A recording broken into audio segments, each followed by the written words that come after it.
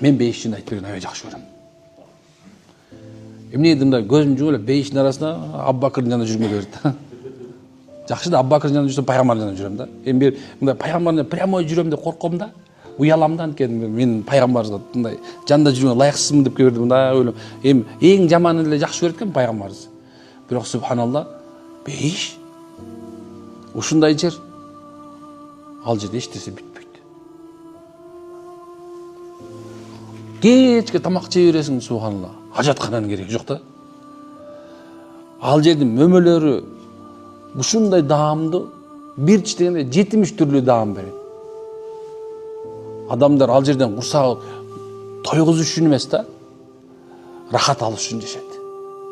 Тойгузуп оокат кылайын деп жейсиң да турабы? Курсагым ток болсо оокат кыла алам депчи. Ал жерде андай эмес субханалла. Тамак жеп ибадат үчүн да тамак жебейсиң ал жердечи.